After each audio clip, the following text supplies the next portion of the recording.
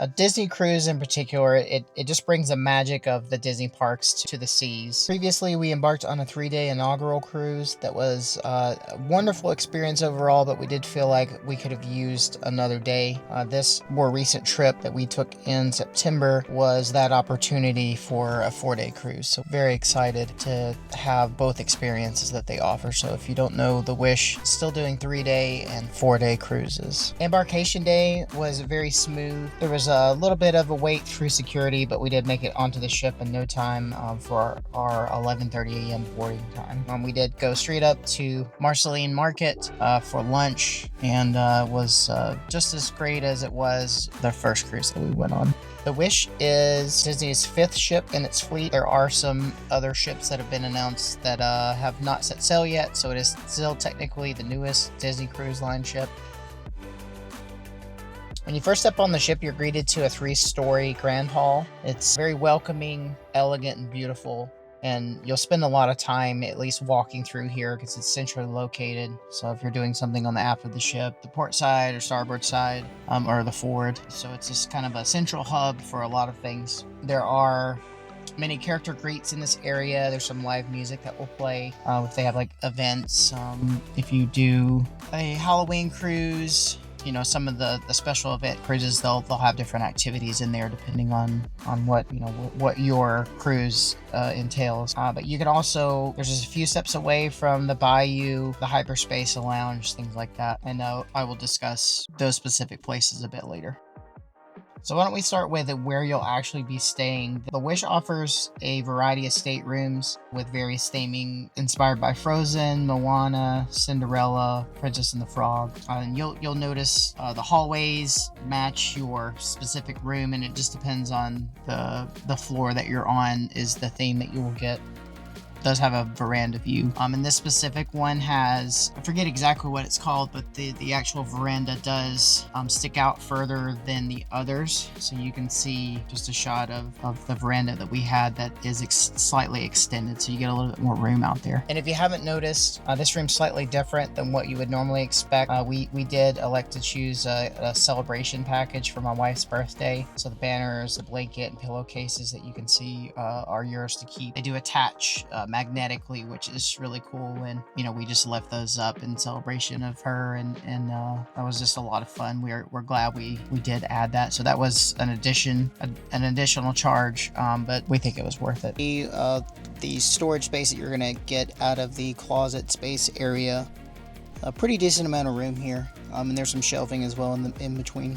We really like that the rooms are the way that they're laid out, and specifically the bathroom, how it separates a toilet and a sink on one side. It has, you know, mirror as well, trash can, and then on the other side is going to be another sink, another mirror, and then your shower. So it's just nice to have that division, so you get some separation, because it is a cruise ship, so they're not very large rooms, and this is just a standard room, but it does have a veranda view.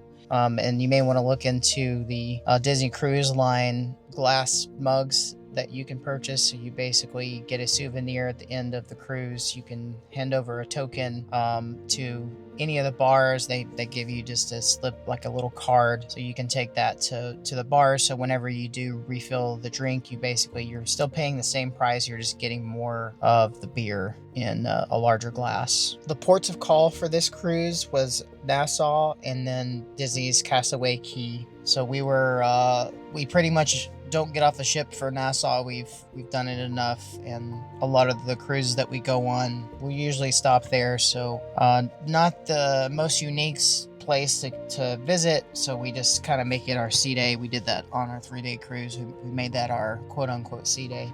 But Castaway Cay is definitely worth getting off the ship and experiencing Disney's private island. And just to set expectations, this is going to give you a better understanding. So if you're like us, it's just my wife and I, and we have a 2.5-year-old. So our experience more or less is going to be what is good for our specific family. So there are things that adults can do. So if you're just a couple of adults, maybe your grandparents, and you know you really love Disney and you want to get away, there's going to be plenty to do for everyone. Our specific cruise is not going to involve anyone super older because it was just the three of us, but there are plenty of things for everyone to do, like I said. And then more specifically, the teens, the tweens, that sort of age, we're not going to really hit on a lot of those activities. I will go over them, but there are a lot of things for them to do, and we really wanted to go on an open house and like to get some good footage of all that to expect. But there are plenty of videos that will show you.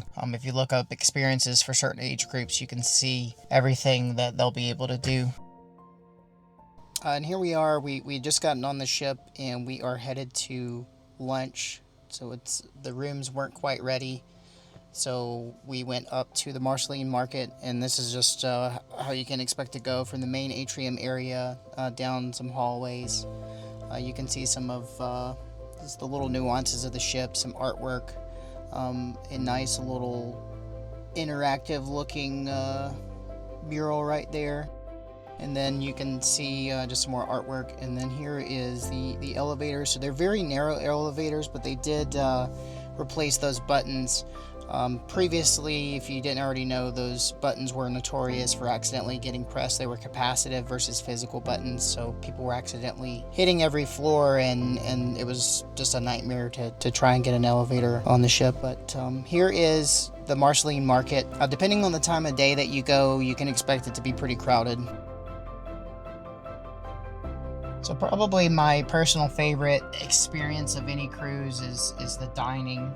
Dining on the Wish, you're not just eating a meal, you're stepping into a Disney adventure, just an experience that you're not going to get on Royal Caribbean or Carnival and those other cruise lines, at least for the most part.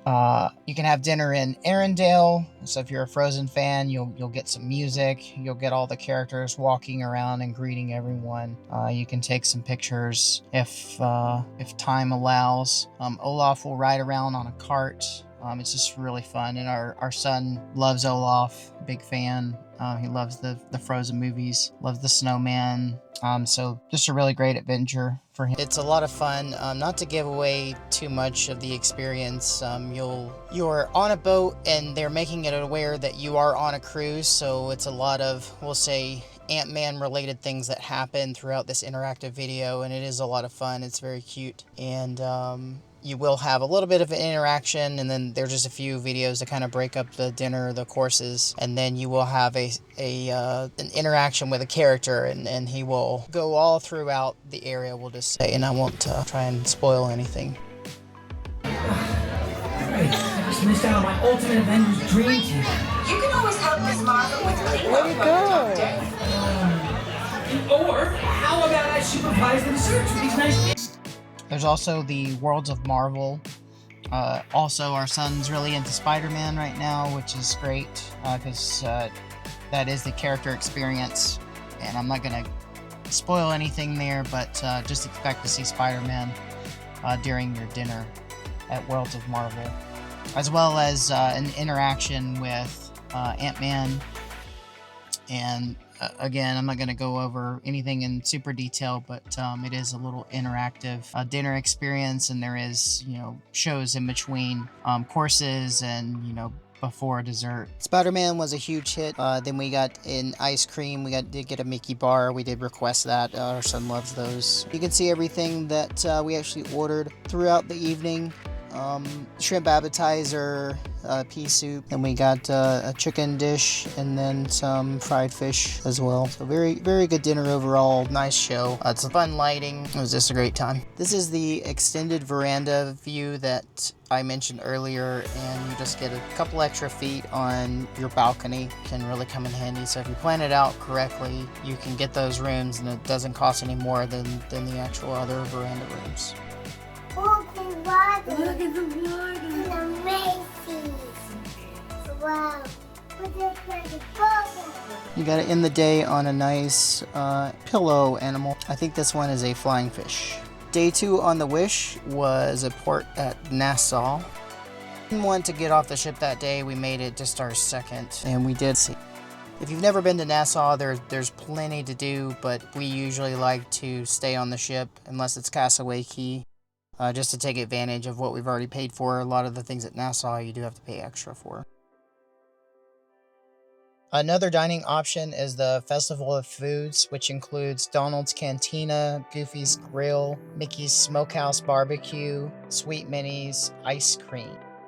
So here you can get tacos, the cantina at Goofy's Grill. You get things like cheeseburgers, fries, hot dogs. The Smokehouse Barbecue has ribs, pulled pork, that sort of thing, as well as Daisy's Pizza Pies, where you can get obviously pizza there. Very nice. We kind of had a tradition of late night pizza every night. And then lastly, there's Sweet Minis ice cream. They will usually switch it up and have 2 to 4 flavors, and then you can swirl some of them. I believe they had strawberry and banana, they had a mango, had vanilla, had a chocolate. There might have been another one in there, but those are all the ones that we actually remember. So there are some really cool live show, entertainment, nightclub, lounge areas.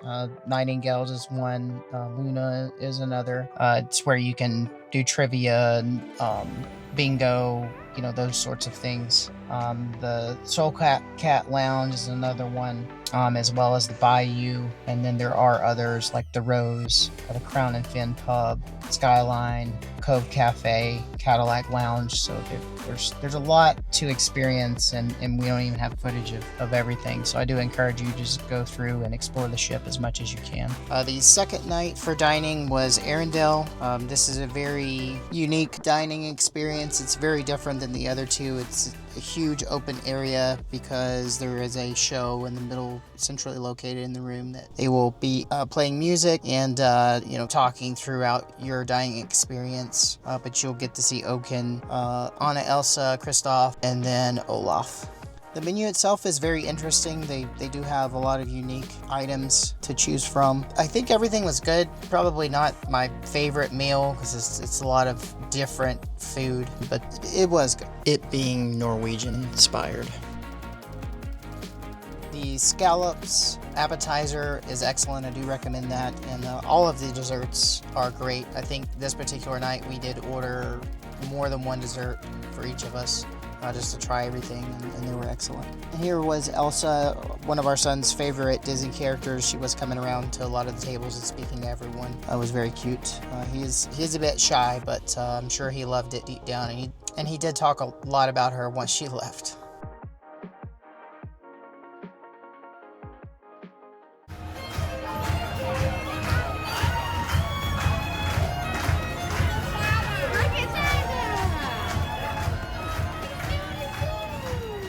And get ready to wave your napkins around in celebration along with the music. You'll get to spin those around. The kids and everyone seemed to really enjoy it. Everyone was clapping along and singing, so it was really great. They also came by to sing happy birthday to my wife. That was unexpected. They did that to the side, and they just came to me and said they were going to do it on a specific night, and we chose this one, or I chose this one.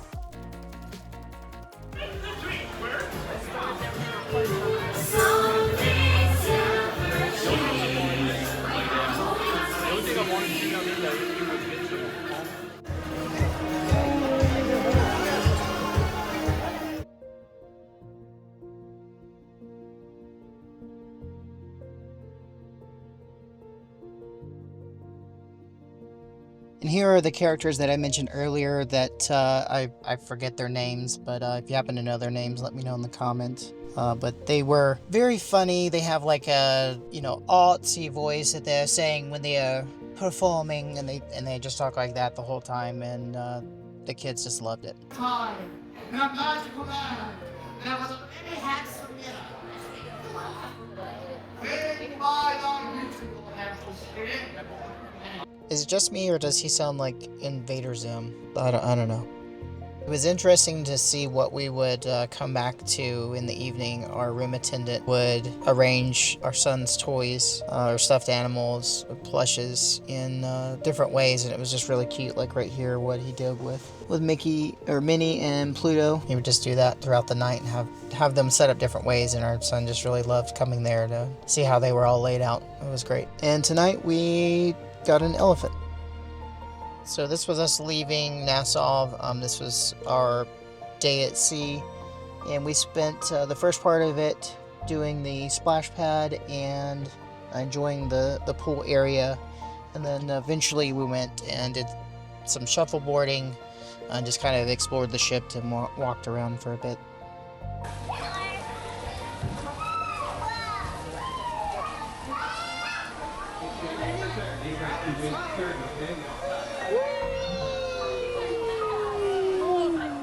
So this area is really great. The kids are gonna love it. My only criticism is there's a lot of people in there. So if you go at the day at sea, it's probably gonna be a little bit crowded. But you know, if you go during like a port day, you might have a little bit better experience. But a lot of kids there that, you know, of course all want to play in the water. But our son did love the Toy Story theming of everything. He's a big Toy Story fan. So Disney's first ever attraction at sea, it's called the Aquamouse. It's not just a water slide, it's a full ride experience. It's got show scenes, special effects, storyline, and it's starring Mickey and Minnie on a water coaster. It takes you through twists and turns and some splash zones, but it's like you're experiencing a Disney short film. You can't do single riders. It's something to do with the weight distribution, because there are two in the rafts, the tubes, and it's like a safety concern on certain turns because it does open up in at least one area. But here's just some shots of what you can expect throughout the ride itself.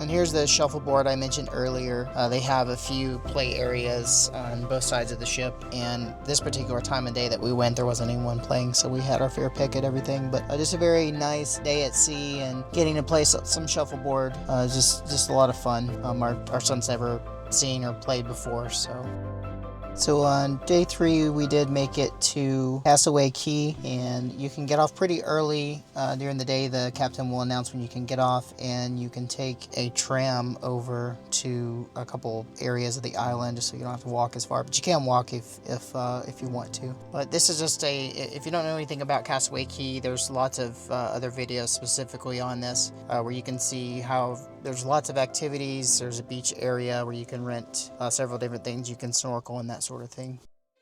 But lots and lots to choose from. I recommend looking up a different video just specifically on Castaway Cay. Definitely the highlight of the trip for our son. He's very much into pirates. He loves saying "arr" and holding his hook hand. We actually purchased a pirate kit while we were on the ship. He's been playing with it even to this day since we've been back. So just absolutely loves pirates, but the pirate night was a big hit for him. It was great for us. They do give out pirate bandanas, so you can add that to whatever you're wearing, but we just kind of had like a black and red theme. We got to see, there's a pirate show, live music playing. You get to see Captain Jack Sparrow riding down a rope, and there's just like a little show there. And then I believe it's 10:30 is the fireworks show, which in my opinion is a little late, but it's the only fireworks at sea that you'll get to experience is a pirate night fireworks show. So it was very cool if you can make the time to get to see that very unique experience.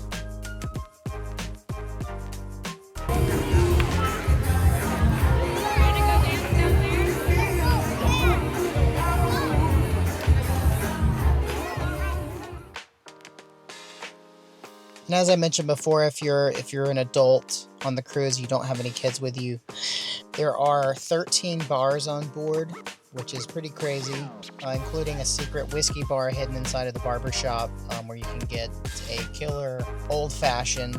And then, of course, the fan favorite Hyperspace Lounge.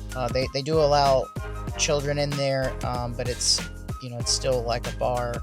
And they do have some non-alcoholic beverages, but it's pretty limited. I think it's only a couple of drinks there. But even if you're not a Star Wars fan, it's still like a really cool experience to get to eat. Or I'm sorry, cancel that.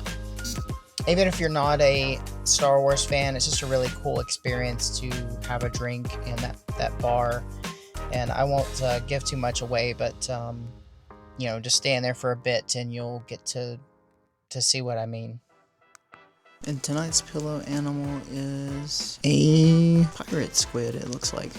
This was our day at sea. We mostly did all our character meet and greets on this day. And throughout the day, you'll see in the main atrium area, they do have a lot of character greets. They have Cinderella, Belle, Tiana, Moana, and then Aurora. So there are several character greets during the cruise. I mean, it's many times during the day, and we did meet Minnie this particular day, as well as Goofy, Pluto. They have Mickey Mouse, and then they have others like on Pirate Night where you can see Captain Hook and Mr. Smee.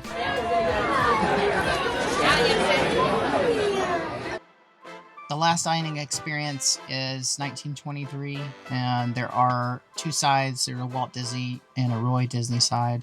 For both cruises, we got Roy Disney side. It really shouldn't matter because it's more or less the same thing, but it's very slightly different theming. But just a very great experience. It's very elegant. It's very nice, luxurious, sit-down type of dinner. There's no show or anything like that, but it's just a really nice Disney, very Disney-themed restaurant. And you do get some nice views to the outside of the ship, so you can see the ocean from most of the seating in the restaurant. We did have exceptional service with our servers. You get a main server and then like a secondary server, and they'll be assigned to you throughout your entire cruise. They'll come to all of your dining experiences.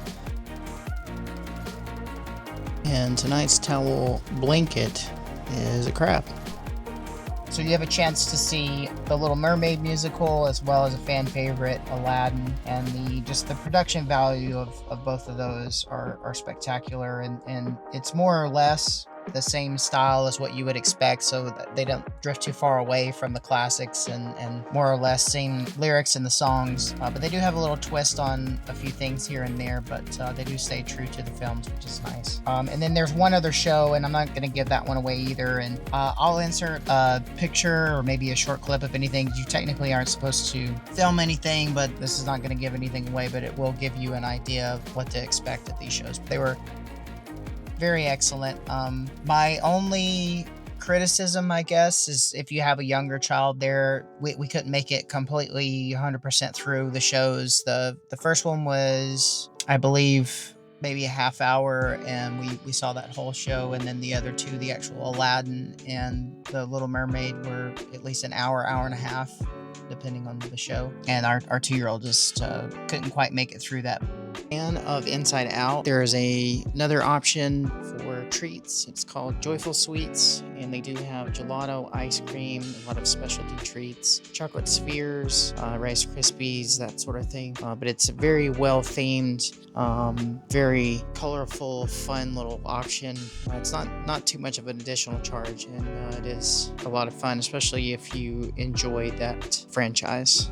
One of our favorite locations to visit was the Bayou. It's just in a really nice location. They have a nice menu of drinks, and they have their famous beignets, but spent a lot of time here, listened to some music as well. It was just a really nice atmosphere. So they have a couple of places where you can get coffee, like cold brew, as well as some mixed drinks if you request it. But you can see here, this is the Enchanted Sword where you can do that.